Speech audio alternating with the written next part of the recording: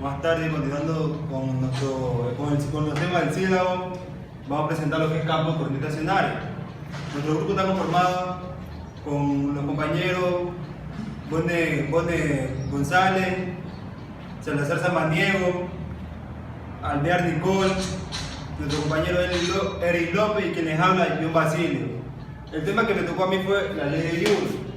Como ya sabemos, la ley de Joule está basado en la transmisión de calor que existe al pasar corriente eléctrica. A lo que circula corriente eléctrica por un conductor, se genera un aumento de temperatura, a lo que llamamos efecto de Joule.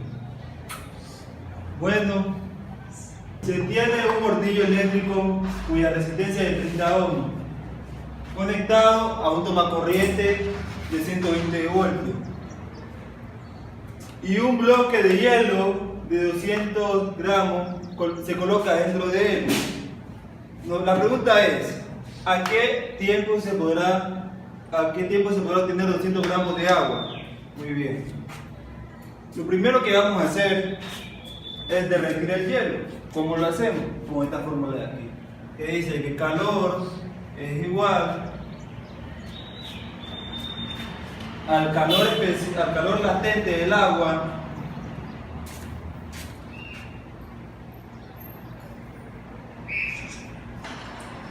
por la masa que tenemos, que es de 850 gramos. Muy bien. Reemplazamos los valores. Tenemos que el calor específico del agua es de 100. La masa. Y esto nos da un valor de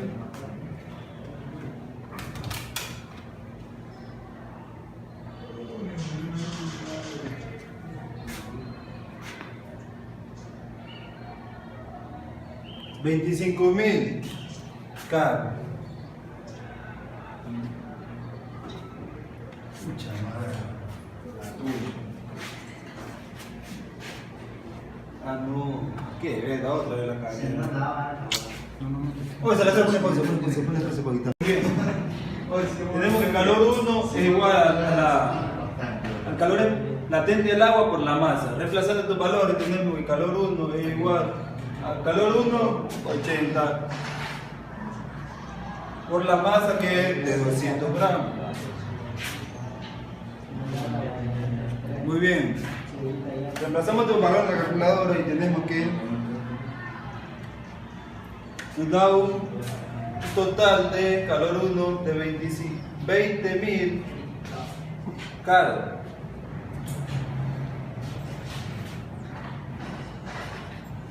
Muy bien. Ya ahorita derretimos lo que es el hielo dentro del hornillo. Ahora proceder a eso, vamos a calcular el segundo calor, que nos dice que el calor es igual al calor latente del agua por la masa por la variación de temperatura.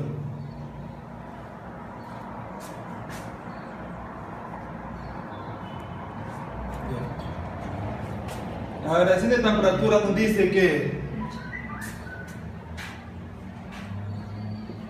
temperatura final menos la temperatura inicial. Bueno, ya hemos encontrado la temperatura de nuestro delta T. Vamos a reemplazar una fórmula. Tenemos que calor es igual al calor específico del agua, 1 por la masa de 250 por nuestro delta T, que es 100. Calor 2 nos dice que es igual a 25.000 K. Muy bien. Ya tenemos nuestro calor. Ahora sigamos con el ejercicio. 1 más calor 2 es igual al calor total. Reemplazamos, tenemos que calor total es igual a calor 1, 20.000, más calor 2, que es 25.000,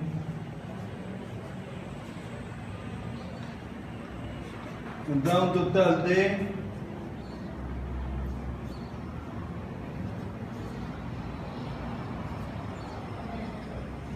45.000 cada. Bueno, tenemos que, en el lado de acá tenemos los valores de cómo calcular la potencia de nuestro ejercicio. Y revisando el ejercicio, tenemos los datos del voltaje y la resistencia.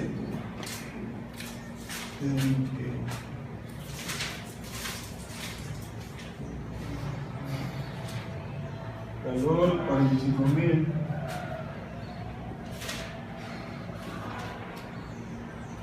Es igual a la potencia que es voltaje al cuadrado sobre resistencia, voltaje al cuadrado sobre resistencia 30 ohms por tiempo.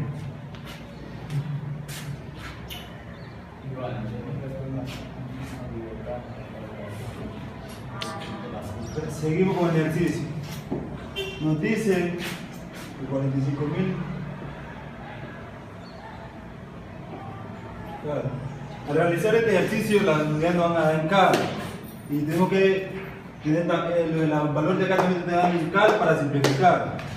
Y tenemos un dato que en el ejercicio nos dice que un joule es igual a 0,24 cal. Reemplazamos, tenemos.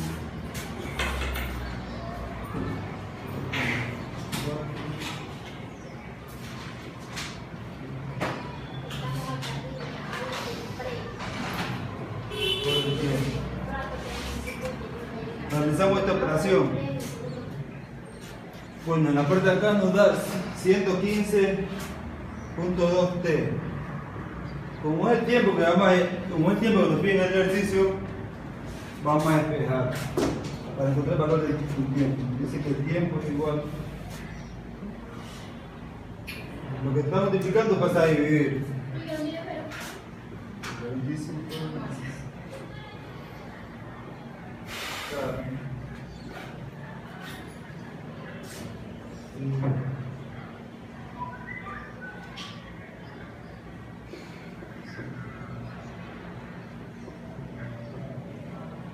Simplificamos, tenemos que el tiempo es igual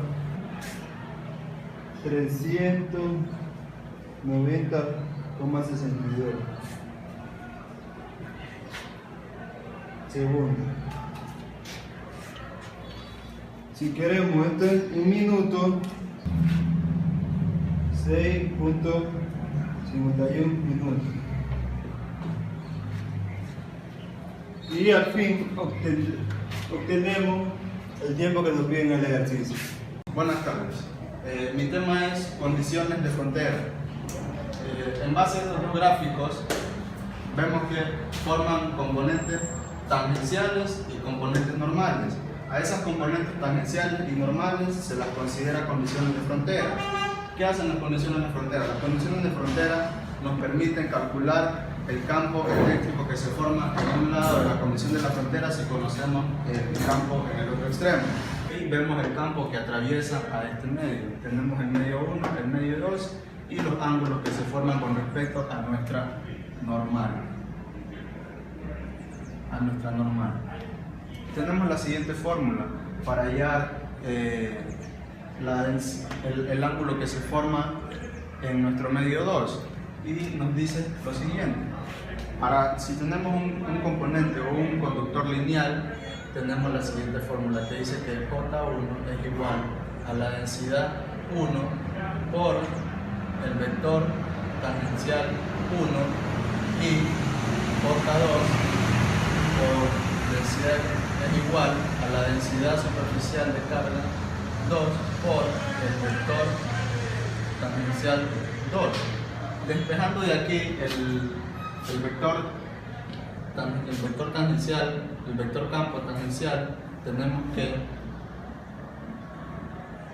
es igual a J1 sobre densidad 1 y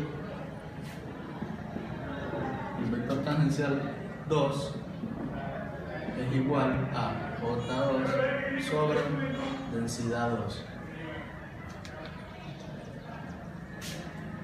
Estas es nuestras ecuaciones, así nos quedan nuestras ecuaciones para hallar el ángulo en nuestro siguiente ejercicio.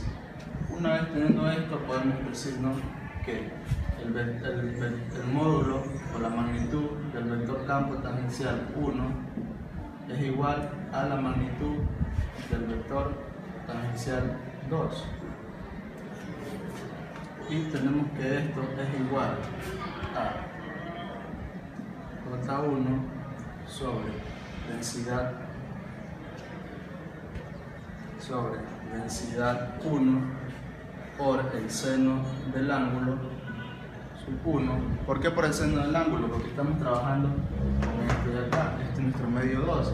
Entonces estamos trabajando con respecto a lo normal y sabemos que va a ser el seno de ese ángulo. Y esto es igual a J2 sobre densidad 2 por el seno del ángulo sub 2. Y tenemos también, aquí tenemos nuestras normales a la superficie, nuestra normal a la superficie, ¿ya? Entonces tenemos que la magnitud del vector normal J1 y es igual a la magnitud del vector normal J2, y esto va a ser igual a la magnitud del vector J1 por el coseno del ángulo 1, que en este caso sería el coseno del ángulo de 40 grados. Tenemos eso. Vemos que tenemos seno y tenemos coseno. Entonces podemos aplicar, una vez que vemos que tenemos seno y tenemos coseno, podemos aplicar la siguiente propiedad, que es la tangente. Podemos aplicar tangente. ¿Qué nos dice? Que la tangente del ángulo 1 va a ser igual sobre la densidad 1, va a ser igual a la tangente del ángulo 2 sobre la densidad 2.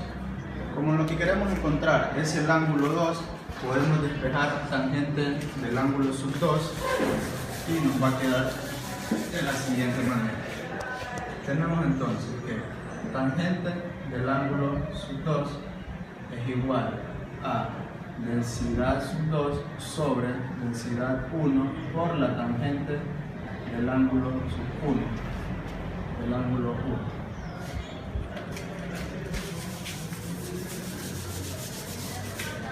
De aquí podemos despejar nuestro ángulo, que nos va a quedar ángulo sub 2 es igual a tangente a la menos 1 de densidad sub 2 sobre densidad 1 por la tangente del ángulo, que en este caso sería nuestro ángulo de 40 grados.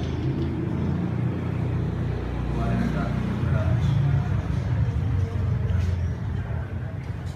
Y reemplazamos los valores de nuestras densidades superficiales de carga en base a los datos que nos entregó nuestro circuito, de nuestro ejemplo. Y tenemos que el ángulo 2 es igual a la tangente a la menos 1 de...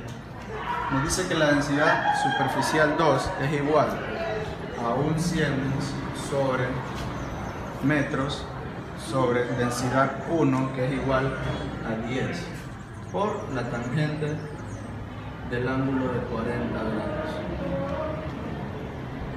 Y tendremos de 4,8 grados.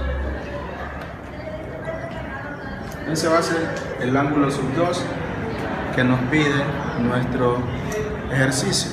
Nuestro literal B, que nos pide hallar la densidad superficial de carga libre en nuestro medio 2. Tenemos la siguiente fórmula que nos dice que la densidad de carga libre es igual a permitividad sub 2 sobre densidad 2 por la magnitud del vector 2 menos permitividad sub 1 sobre densidad 1 por la magnitud del vector J1 normal. El vector normal J1. Pero tenemos lo siguiente, que nos dice que si la magnitud del vector normal J2 J1 es igual a la magnitud del vector normal J2, esto va a ser igual a la magnitud del vector J1 por el coseno del ángulo. Por el coseno del ángulo. Entonces vamos a reemplazar nuestros valores.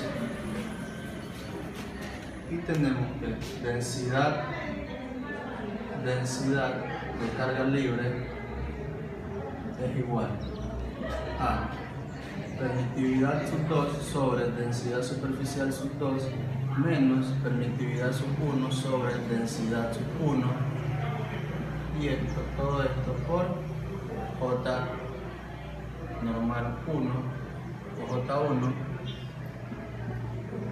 por el coseno del ángulo. Esto, al ser un vector normal, automáticamente se nos va a hacer 1. Y nos va a quedar que densidad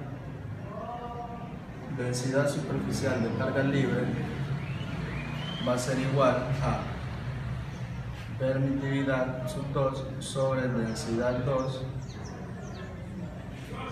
menos permitividad 1 sobre densidad 1.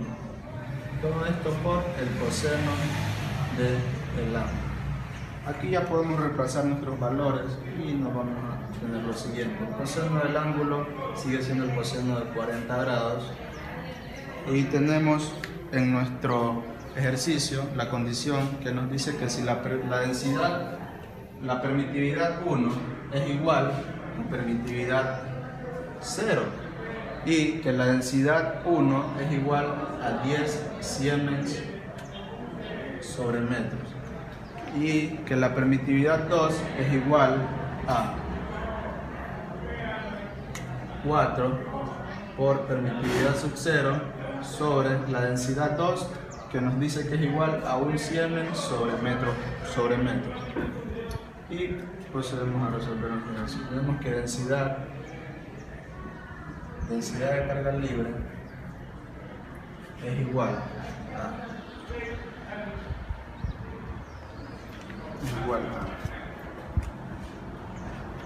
de 40 grados. Epsilon sub 0 nos vale 8.85 aproximadamente. Entendemos que densidad superficial de carga libre es igual a 3.9 por 8.85, todo esto por el coseno de 40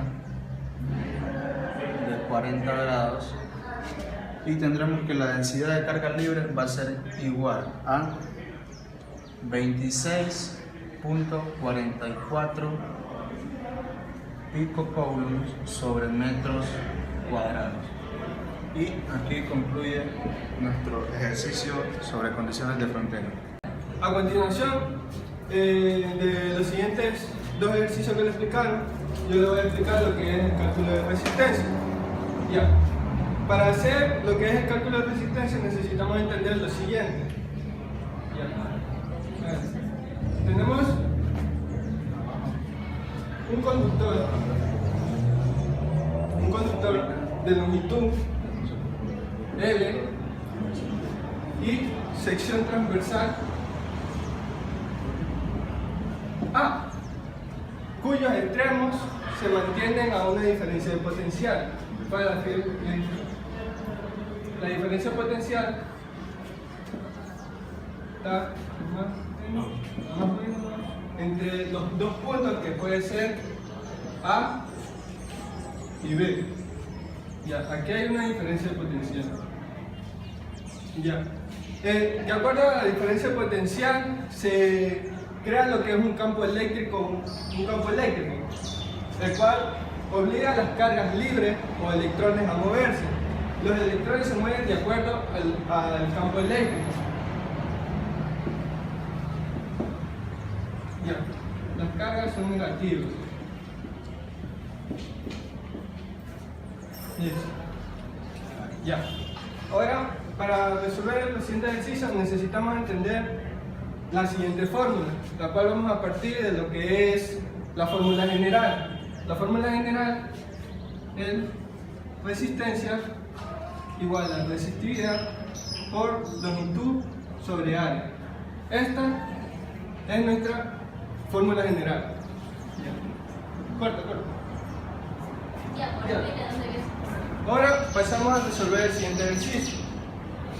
El siguiente ejercicio dice: de un conductor de cobre comercial calibre número 10 y longitud de 300 metros, conociendo que su resistividad a 20 grados Celsius es de 1,7241 por 10 a la menos 6 ohmios centímetros. Ya. Partiendo de lo que es la fórmula general, resistencia igual a resistividad longitud sobre área. Tenemos su longitud. ¿Ya? La longitud tenemos que transformarla a centímetros, porque estamos trabajando ohmios centímetros. Entonces, 300 metros por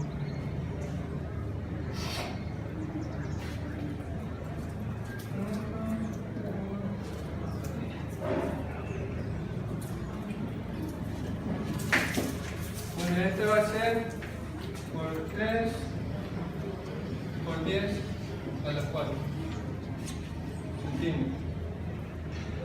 Ya. Tenemos también lo que es su área de calibre número 10. La área de este calibre número 10 nos la dan en una tabla. Ya. Entonces, su área va a ser de acuerdo a la tabla del área transversal de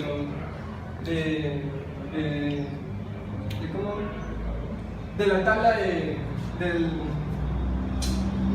la tabla de conductores. Ya. Entonces, el área va a ser igual a 5,261 por 10 a la menos 2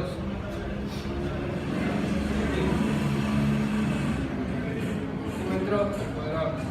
Entonces ya tenemos su resistividad.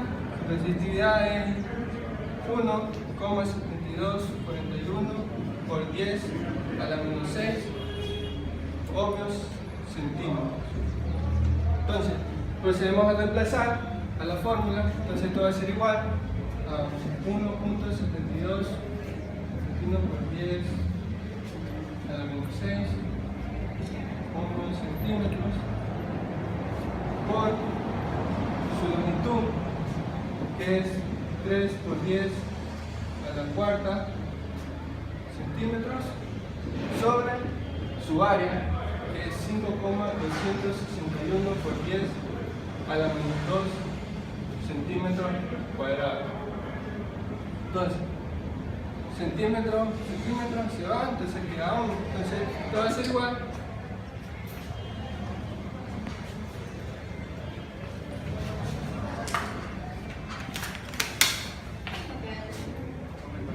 entonces esto va a ser igual a